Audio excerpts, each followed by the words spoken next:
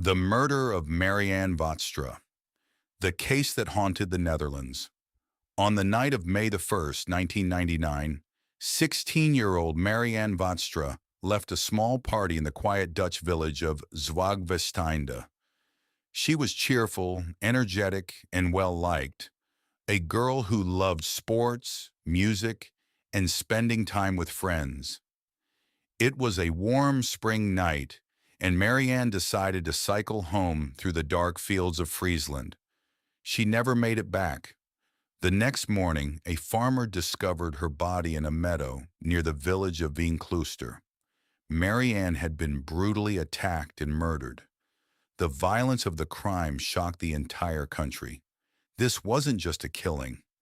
It was a nightmare that shattered the peace of a rural community. The Netherlands woke up to one of the most disturbing crimes in its modern history. The investigation begins. Police launched a massive investigation. Dozens of officers searched the fields, interviewed witnesses, and collected forensic evidence. DNA was found at the scene, a crucial clue. But in 1999, DNA databases were still limited. Rumors spread quickly, fear grew, and the pressure on investigators intensified. The crime scene suggested the killer was someone strong, someone familiar with the area, and someone who acted with extreme violence, but no suspect emerged. A community in panic. As days turned into weeks, the case became national news. People demanded answers. Theories exploded. Some believed the killer was a local resident.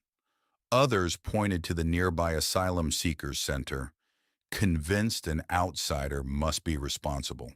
The tension between villagers and asylum seekers grew dangerously high. Protests erupted. Politicians got involved. The case became more than a murder.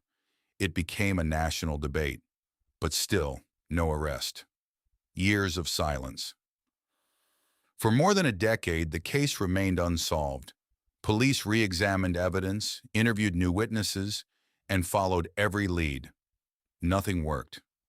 Marianne's family fought tirelessly to keep the case alive.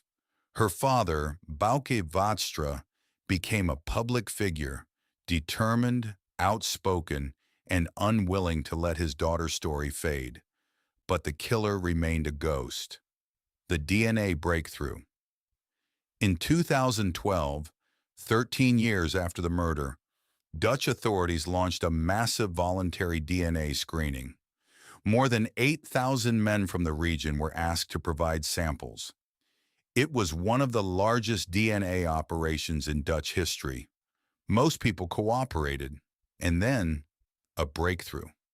A man named Jasper S., a 45-year-old dairy farmer from the area, did not participate, but a close relative did.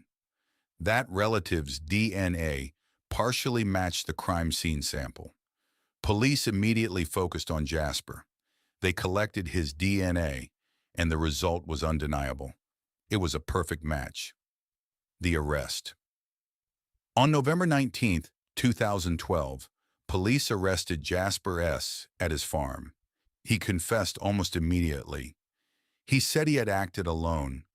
He said he had never planned the attack.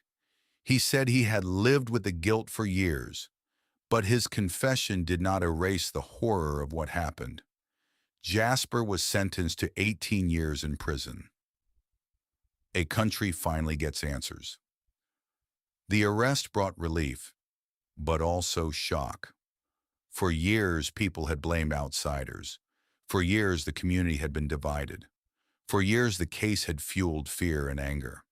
But the truth was simple and devastating. The killer was not a stranger, not an outsider, not someone from the asylum center.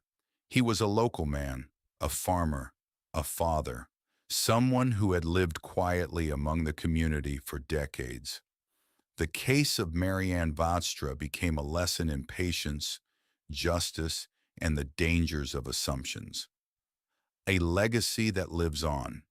Today, Marianne's story remains one of the most impactful criminal cases in Dutch history.